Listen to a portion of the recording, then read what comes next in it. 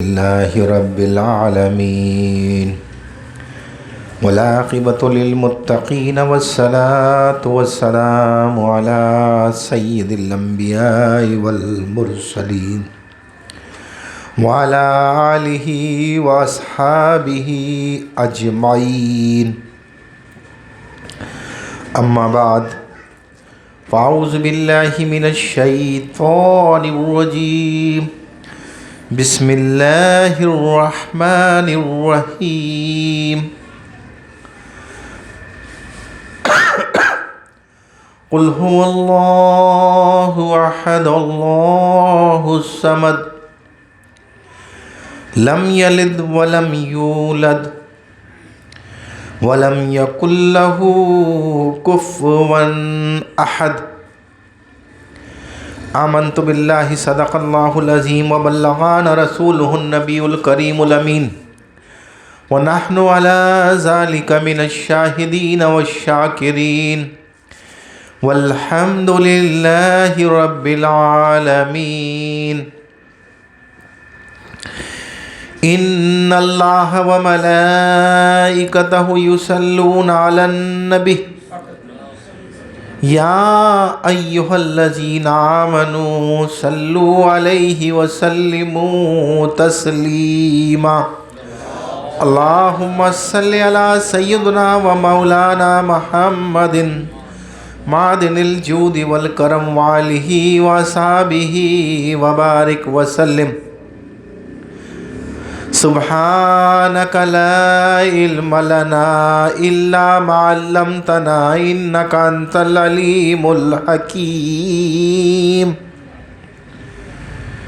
میرے معزز محترم دوستوں، دل بندوں، السلام علیکم ورحمۃ اللہ وبرکاتہ۔ وعلیکم السلام ورحمۃ اللہ وبرکاتہ۔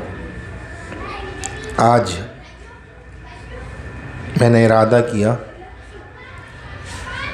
کہ کچھ بیان توحید باری تعالیٰ پر بھی کیا جائے،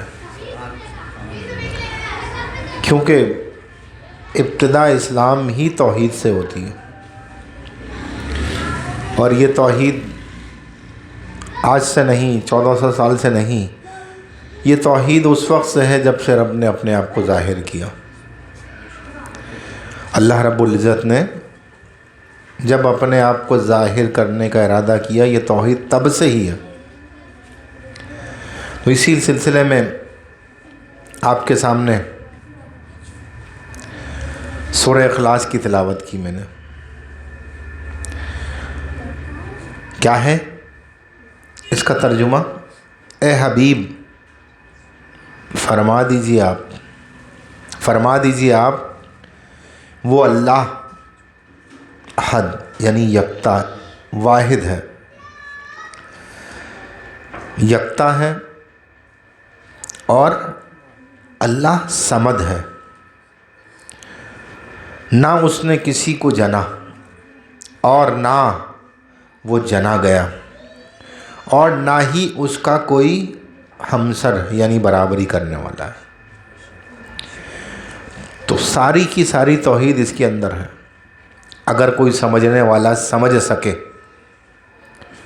اور سمجھنے کی کوشش کرنی چاہیے، اور یہی ایمان بھی ہے، یہی عقیدہ بھی ہے، یہ بات یاد رکھو، اور یہی جتنی بھی طریقت ہیں وہ اسی سمت دعوت دیتی ہیں۔ جو طریقت ہیں اور جو طریقت کے نام پر طریقت بنی ہوئی ہیں، اللہ ماشاء اللہ وہ جو چاہیں کہتے پھر، لیکن جو حقیقت ہے اس سے منہ نہیں موڑنا چاہیے کبھی بھی، کیونکہ شیطان تو بہکاوے میں ڈالتا ہے انسان کو، اور انسان بہکاوے میں آ کر وہ کام کر دیتا ہے کہ وہ توحید سے ہی پھر جاتا ہے۔ تو لہٰذا میں نے چاہا کہ اس کی کچھ وضاحت کر دوں، جو کہ اشد ضروری ہے، ورنہ اس کے بغیر تو افعال اور اعمال بھی بیکار ہو جائیں گے، ان کی جزا اس دنیا ہی میں مل جائے گی، آخرت میں کوئی حصہ نہیں ہوگا۔ اب اس کا شان نزول کیا ہے، جو آپ کے سامنے ابھی میں نے سورہ اخلاص کی تلاوت کی، اس کا شان نزول کیا ہے؟ مشرکین مکہ یعنی شرک کرنے والے لوگ حضور علیہ الصلوۃ والسلام کی خدمت اقدس میں حاضر ہوئے اور پوچھا، اے محمد صلی اللہ تعالیٰ علیہ وسلم، جس رب پر ایمان لانے کی آپ ہمیں دعوت دیتے ہیں اس کا نسب نامہ تو ہمیں بتائیں کہ نسب نامہ کیا ہے اس کا، اس کی تاکہ ہمیں اس کی پہچان ہو جائے۔ کتنا زبردست دھوکہ دیا شیطان نے، تاکہ ہم اس سے اب رب کی پہچان ہو جائے، اس کا نسب نامہ۔ اس وقت رب تعالیٰ نے ان کے جواب میں یہ صورت نازل فرمائی۔ ترمذی شریف میں یہ بات موجود ہے جو میں نے آپ کے سامنے بیان کی، تو ترمذی کی حدیث میں یہ بات موجود ہے۔ گرمی ہو رہی ہے مجھے لگ رہی ہے، اچھا ہاں بات بھی تو توحید کی ہے نا۔ کیا ترمذی شریف میں یہ بات موجود ہے۔ اب فضائل کے اعتبار سے بات کر لیں، کیونکہ اب ہمارے یہاں تو سارا سلسلہ فضائل پہ ہی چل رہا ہے، لیکن فضائل سے پہلے بنیاد ہوتی ہے۔ جب بنیاد سمجھ میں آ جائے گی تو فضائل خود بخود مل جائیں گے، لیکن احادیث میں فضائل بھی آئے ہیں اس کے۔ حضور صلی اللہ علیہ وسلم نے صحابہ کرام کو فرمایا، کیا تم ہر رات میں 1/3 قرآن مجید پڑھنے سے عاجز ہو؟ یعنی نہیں پڑھ سکتے کیا؟ صحابہ کرام نے جواب دیا، ہر رات 1/3 قرآن مجید کیسے پڑھا جا سکتا ہے؟ کیسے پڑھا جا سکتا ہے؟ باتیں نہیں کرو بیٹا، اگر باتیں کرنا ہے تو باہر چلے جاؤ یا پھر پیچھے بیٹھو جا کے، ورنہ خاموشی سے سنو، بلکہ بچوں کو چاہیے پیچھے ہی بیٹھا کریں دیوار کے ساتھ، لیکن باتیں نہیں کرو بیٹا، ٹھیک ہے؟ آپ لوگ سیکھو گے کیسے پھر؟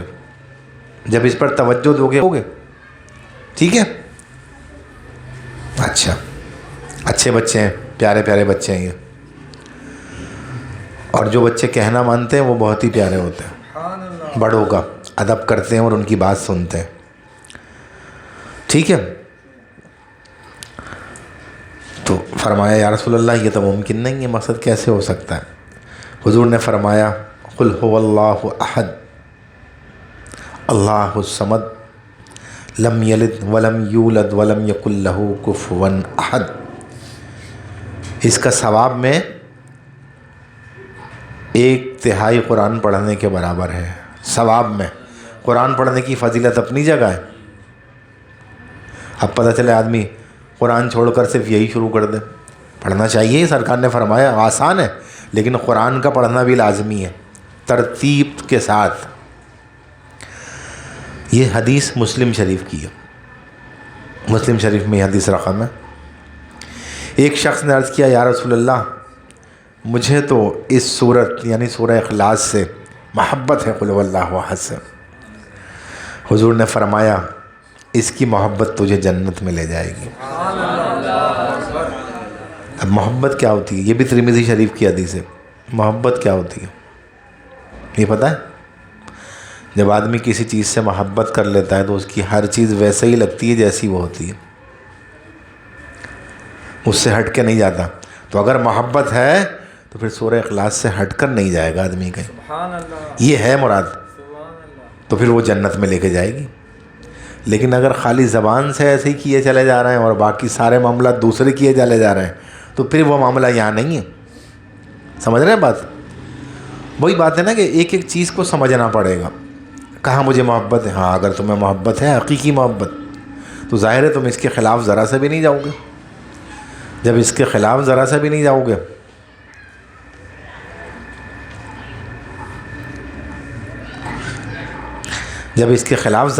جاؤ گے تو پھر تمہاری معاملات ایسے ہو جائیں گے کہ تمہیں جنت میں لے کے چلی جائے گی۔ آپ صلی اللہ تعالیٰ علیہ وسلم نے ایک شخص کو قل هو اللہ احد پڑھتے ہوئے سنا۔ حضور نے فرمایا، واجب ہو گئی۔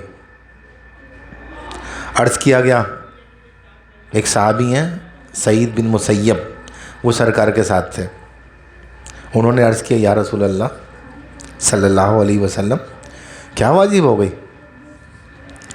فرمایا، جنت واجب ہو گئی۔ ترمذی شریف میں حضور صلی اللہ علیہ وسلم نے فرمایا، جو شخص سوتے وقت، فضائل بتا رہا ہوں اس وجہ سے، پھر اس کے بعد باقی بیان کریں گے. جو شخص سوتے وقت دائیں کروٹ پر لیٹ کر 100 مرتبہ قل هو اللہ احد یعنی سورہ اخلاص پڑھتا ہے تو قیامت کا دن ہوگا، اللہ تعالیٰ اسے فرمائے گا میرے بندے اپنے دائیں جانب سے جنت میں داخل ہو جا. ترمذی شریف کی حدیث ہے. اب ایک مسئلہ اور پتہ چل گیا کہ یعنی قرآن پاک لیٹ کر بھی پڑھا جا سکتا ہے. بے ادبی نہیں ہے، بس اس کے آداب ایسے ہیں کہ ٹانگیں موڑ لے، ٹانگیں سکوڑ لے. دیکھو اسلام دین فطرت ہے، انسان تھکا ہوا ہے، تھکاوٹ ہو رہی ہے، لیٹ گیا ہے، تو لیٹ کر بھی اٹھتے بیٹھتے دائیں بائیں کروٹیں بدلتے اللہ کو یاد کرتے ہیں. تو اس سے بہتر کیا ہے اللہ کو یاد کرنا کہ سورہ اخلاص پڑھی جائے. اللہ اکبر. رسول اکرم صلی اللہ تعالیٰ علیہ وسلم نے فرمایا جو شخص ہر روز 100 بار سورہ اخلاص پڑھتا ہے 50 سال کے اس کے گناہ مٹا دیے جاتے ہیں. ہاں اگر اس پر کسی کا قرض ہو تو وہ معاف نہیں ہوتا. ترمذی شریف کی حدیث ہے. یعنی کہ گناہ تو مٹا دیے جائیں گے لیکن قرض تو اس کے ذمے رہے گا. کیوں؟ وہ کس میں سے ہے؟ حقوق العباد میں سے. حقوق العباد کیا ہے؟ در حقیقت حقوق العباد بھی حقوق اللہ ہی ہے. ہم سمجھتے نہیں ہیں. کیوں؟ جو اللہ کے حقوق ہیں وہ اللہ کا حکم، جو اس نے بندوں کے حقوق دیے وہ بھی تو اللہ کا حکم ہے. تو جب حکم ماننے کی بات آئے گی تو اس اعتبار سے یہ بھی حقوق اللہ ہو جائیں گے. نہیں سمجھے؟ جو اپنے بندوں کے لیے سمجھایا. اللہ اکبر. حضرت سعید بن مسیب کی مرسل روایت ہے کہ حضور نے ارشاد فرمایا قل هو اللہ احد 11 بار پڑھی، اس کے لیے جنت میں ایک محل بنا دیا گیا. بیٹا اس کے لیے جنت میں ایک محل بنا دیا جاتا ہے، اور جس نے 20 بار پڑھی اس کے لیے جنت میں 2 محل بنا دیے جاتے ہیں، اور جس نے 30 بار پڑھی اس کے لیے جنت میں 3 محل بنا دیے جاتے ہیں. اللہ اکبر. یہ سن کر حضرت عمر فاروق اعظم رضی اللہ تعالی عنہ نے عرض کیا یا رسول اللہ صلی اللہ علیہ وسلم پھر تو ہمارے بہت محل ہوں گے. فرمایا اللہ تعالیٰ کا عطیہ اس سے بھی زیادہ وسیع ہے. یعنی بہت تو کچھ ہے ہی نہیں. تفسیر مظہری میں یہ بات لکھی ہوئی ہے. کل کو کوئی آ کر مجھ سے پوچھنے لگے تو میں نے حوالہ پہلے دے دیا. تفسیر مظہری میں یہ بات لکھی ہوئی ہے. میرے حبیب کہہ دیجئے وہ اللہ ایک ہے، یکتا ہے، وہ صمد ہے، بے نیاز ہے. یعنی صمد کے معنی بے نیاز. نہ اس نے کسی کو جنا اور نہ وہ جنا گیا. ایسا ہی ہے نا بھائی. نہ وہ کسی کا باپ اور نہ بیٹا. وہ باپ ہونے سے پاک، وہ بیٹا ہونے سے پاک، اور نہ ہی کوئی اس کا ہمسر یعنی برابری کرنے والا ہے. قدرت میں، علم میں اور دیگر صفات میں اس کا کوئی ہم پلہ نہیں، اور ہم سر اور ہم پایا نہیں. اب آ جائیے، یہ تو ساری میں نے توحید کے فضائل بیان کیے، اس سے پہلے توحید بیان کی، شان نزول بیان کیا.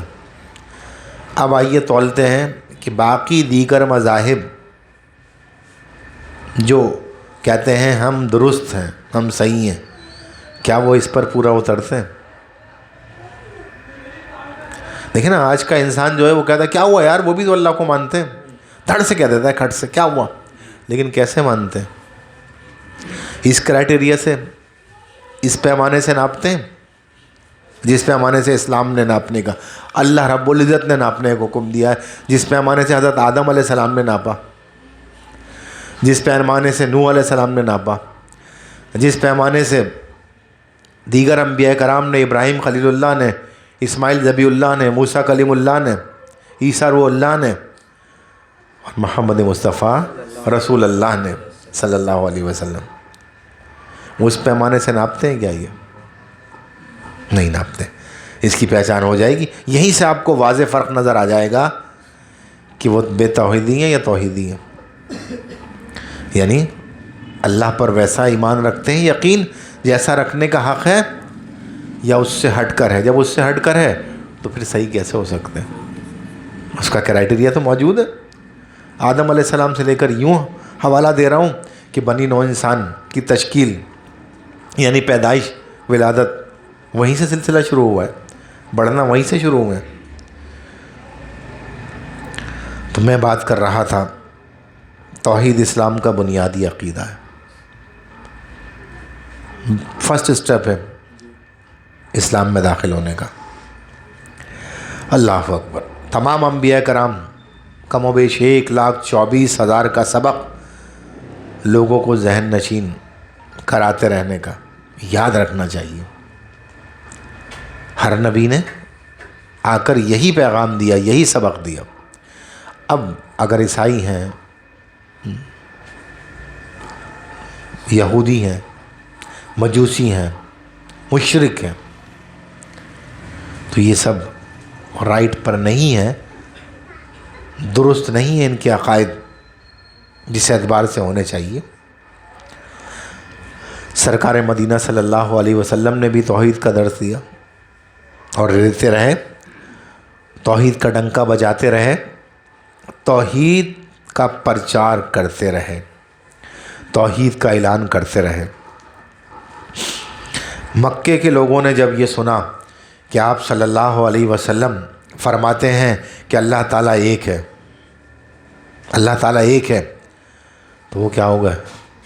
پریشان ہو گئے. یہ کیا بات کہہ دی؟ کیونکہ مکے کے مشرک کئی خداؤں کو پوجتے تھے, ان کی پوجا کرتے تھے. سونے, تانبے, فولاد, پتھر, لکڑی, بے شمار خداؤں کو پوجتے تھے, ان سے بنے ہوئے خداؤں کو جو اپنے ہاتھ سے بناتے تھے. جب سرکار مدینہ صلی اللہ تعالیٰ علیہ وسلم نے صفا, جو لوگ گئے دیکھا ہوگا صفا مروہ کی 2 پہاڑیاں ہیں, تو صفا سے صحیح شروع ہوتی ہے, جو کہ اگر کعبۃ اللہ کی طرف پشت ہو تو وہ دائیں ہاتھ پہ پڑے گی, مروہ پہ جا کے ایک چکر ہو جاتا ہے. ان الصفا والمروۃ من شعائر اللہ. صفا اور مروہ اللہ کی نشانیوں میں سے ایک نشانی ہے. صفا مروہ اللہ کی نشانیوں میں سے ایک نشانی ہے. ٹھیک ہے. تو وہ جب سرکار مدینہ نے صفا کی پہاڑی کی چوٹی پر کھڑے ہو کر کہا قولو لا الہ الا اللہ, اس کا نعرہ بلند کیا, تو مشرکین مکہ کے ذہنوں میں کھلبلی مچ گئی کہ یہ کیا کہہ رہے ہیں. وہ کہنے لگے آپ اپنے رب کا نسب نامہ بیان کریں, جس رب کی طرف آپ دعوت دے رہے ہیں ذرا نسب نامہ تو بیان کریں. بولے مثال یہ مقصد اس سے مشابہ نہیں ہے بات, وہ مناتا دیوی فلانا ہے, وہ فلانا بدھ فلانے نے بنایا تھا. یہ دیکھو کچی بات کتنی ہے ان کی, فلانے کو فلانے نے ڈھالا تھا. بندہ بھی اپنے معبود کو ڈھالتا ہے کبھی عقل میں, لیکن جب عقل سلب ہو جاتی ہے تو یہی بات وہی ہے نا کہ اللہ تبارک و تعالیٰ جب کسی کے ساتھ بھلائی کا ارادہ کرتا ہے لیکن اس شخص میں بھی بھلائی کی چاہت ہو تو اسے دین کی سمجھ دے دیتا ہے, اور دین کی سمجھ کی بنیاد یہی ہے. ٹھیک ہے. تو بیان فرمائیں نسب. اس وقت اللہ تعالیٰ نے حضور صلی اللہ علیہ وسلم پر یہ صورت نازل فرمائی اور تمام گمراہیوں کا قلع قما کر دیا. تو 1421 برس پہلے اللہ تعالیٰ نے یہ تقریباً نازل فرمائی, اور 1421 برس سے چلی آ رہی ہے, لیکن آج پھر انسان گمراہ ہو رہا ہے, آج پھر بیرا روی کا شکار ہو رہا ہے. کیوں؟ اس کی بنیاد کو چھوڑ دیا, اس کی بنیاد کو چھوڑ دیا ہے, اس کو سمجھنا چھوڑ دیا ہے. ویسے سمجھنے لگے ہیں پبلک ڈیمانڈ کے حساب سے. اور آج کا مولوی بھی اکثریت میں, سب نہیں, کیا کریں ہم یہ کہہ رہے ہیں پبلک ڈیمانڈ ہے. ایسا ہو رہا ہے وہی اچھا نہیں ہے. پھر تو بگاڑ مزید پیدا ہوتا چلا جائے گا. بہت سارے معاملات ایسے ہیں. اللہ اکبر. اچھا جی، تو قلقما کر دیا ان کی تمام تشویش کا، اور ارشاد فرمایا، کیا فرمایا اللہ نے، اے میرے حبیب صلی اللہ علیہ وسلم، سب سے بڑی سچائی اور صداقت کا اعلان قل کہہ کر زبان سے کرتا ہے. یعنی میرا حبیب جو ہے قل کہہ کر، جو اللہ نے کہا محبوب آپ کہہ دیجئے، قل کے معنی یہی ہیں، کہہ دیجئے. تو پتہ چلا کلام اللہ کا ہے، زبان رسول اللہ کی. سبحان اللہ صلی اللہ. اس مقام پر اعلیٰ حضرت کیا فرماتے ہیں، قل کہہ کر اپنی بات بھی منہ سے تیرے سنی، قل کہہ کر اپنی بات بھی منہ سے تیرے سنی، اللہ کو ہے اتنی تیری گفتگو پسند. اللہ کو ہے اتنی گفتگو تیری پسند. اچھا، اللہ تعالیٰ واحد ہے، ایک ہے، تو مجوسیوں کا یہ عقیدہ رکھنا باطل ہے.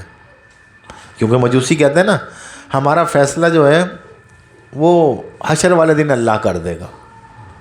تو فیصلہ تو اس دنیا سے ہی ہو کر جائے گا نا معاملہ. تو کیا ہے مجوسیوں کا کیا عقیدہ ہے بتائیے مجھے. آگ کو تو پوچھتے ہیں، عقیدہ کیا ہے؟ آگ کو پوچھنا تو ایک عمل ہے نا، یہ تو ایک پریکٹس ہے.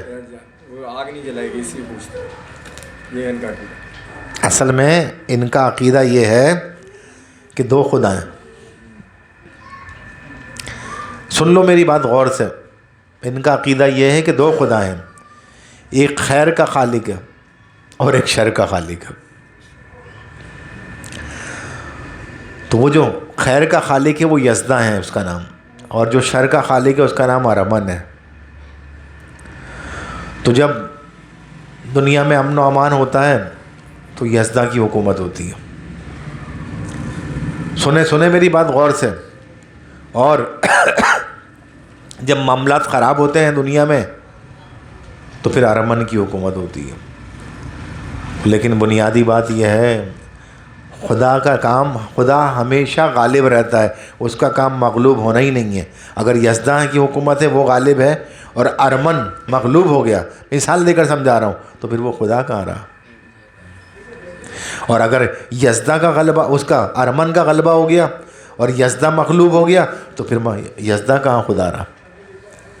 خدا کا کام تو ہمیشہ غالب رہنا ہے، مغلوب ہونا تو ہے ہی نہیں سمجھے. تو یہاں سے ان کا عقیدہ غلط ہو گیا. اور عیسائیوں کا یہ عقیدہ رکھنا باطل ہے کہ خدا تین ہے. آج ہم کہتے ہیں بڑی تعریف کرتے ہیں، یار وہ عیسائی وہ بھی تو صحیح ہیں، ان پر بھی تو کتاب آئی ہے، وہ کتاب کو تو بھلا دیا، اس سے تو باہر نکل گئے، چھوڑ دیا اس کو. تو وہ کیا کہہ رہے ہیں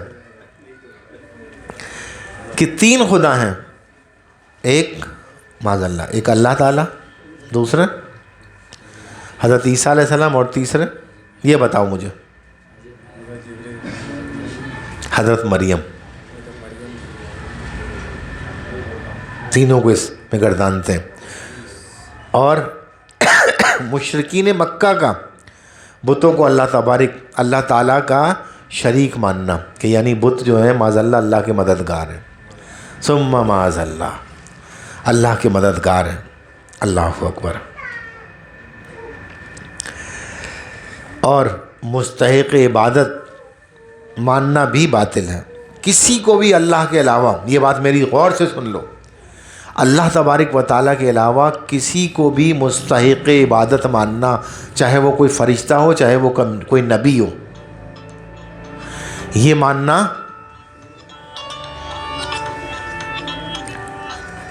شرک ہے. یہ ماننا قطعی شرک ہے.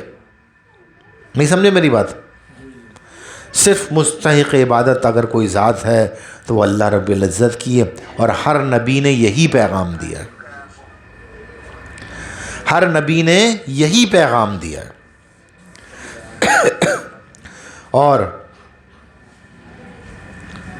مشرکین مکہ کا ایک نظریہ اور بھی تھا، جو آپ کے ایک صاحب گزر گئے، ان کا بھی یہ نظریہ تھا کہ فرشتے جو ہیں وہ اللہ کی بیٹیاں، معاذ اللہ ثم معاذ اللہ ثم معاذ اللہ. یہ عقائد کھل کے یوں بتا رہا ہوں کہ دھوکہ نہ کھانا اسلام کا لیول لگے ہوئے لوگوں سے. تو ان کا نظریہ یہ تھا، بیٹیاں مانتے ہیں، یہ باطل ہے. یہودی کیا کرتے ہیں؟ عزیر علیہ السلام کو خدا کا بیٹا مانتے ہیں، یہ بھی باطل ہے. وہ جو سورہ اخلاص پڑھی ہے اس کی توحید سے ہٹ گئے. جب ہٹ گئے تو پھر کس بات کے ہو رہے ہیں؟ اللہ تعالیٰ ارشاد فرماتا ہے قرآن مجید فرقان حمید میں، وَإِلَٰهُكُمْ إِلَٰهٌ وَاحِدٌ لَا إِلَٰهَ إِلَّا هُوَ الرَّحْمَٰنُ الرَّحِيمُ. پارہ نمبر 2 رکوع نمبر 3 سورہ بقرہ آیت نمبر 163. وَإِلَٰهُكُمْ إِلَٰهٌ وَاحِدٌ لَا إِلَٰهَ إِلَّا هُوَ الرَّحْمَٰنُ الرَّحِيمُ. تمہارا معبود ایک ہے، اس کے سوا کوئی معبود نہیں مگر وہی بڑی رحمت والا مہربان ہے. آئی بات سمجھ میں؟ آج کا بیان غور طلب بیان ہے. سارے ہی غور طلب ہوتے ہیں لیکن سمجھنے والا ہے جو میں سمجھانا چاہ رہا ہوں. ٹھیک ہے؟ اللہ تعالیٰ ارشاد فرماتا ہے هو اللہ الذی لا الہ الا هو عالم الغیب والشہادہ هو الرحمن الرحیم. پارہ نمبر 28 سورہ حشر اور رکوع ہے اور آیت نمبر ہے 22 اور رکوع نمبر 6. کیا فرماتا ہے اللہ تعالیٰ؟ وہی اللہ ہے جس کے سوا کوئی معبود نہیں، وہ جاننے والا پوشیدہ کا، ظاہر کا، وہ بڑا مہربان اور نہایت رحم والا ہے. یہ اللہ کے یکتا ہونے کی دلیلیں ہیں ہر معاملے میں، اور قرآن سے ہیں. بہت سے لوگ کہتے ہیں نا قرآن سے دلیل لے آؤ. اللہ تعالیٰ اولاد سے پاک ہے. پارہ نمبر 6 سورہ نساء آیت نمبر 171 اللہ فرماتا ہے سبحانہ ان یکون لہ ولد. کیا فرمایا؟ اللہ تعالیٰ اولاد سے پاک ہے. پھر اللہ کو اونگ اور نیند نہیں آتی. پارہ نمبر 3 رکوع نمبر 2 لا تاخذہ سینۃ ولا نوم. آیت الکرسی کا حصہ ہے. نہ اسے اونگ آتی ہے نہ نیند آتی ہے. ٹھیک ہے؟ اچھا، اللہ تعالیٰ تمام جہانوں سے بے پرواہ ہے. ان اللہ غنی عن العالمین.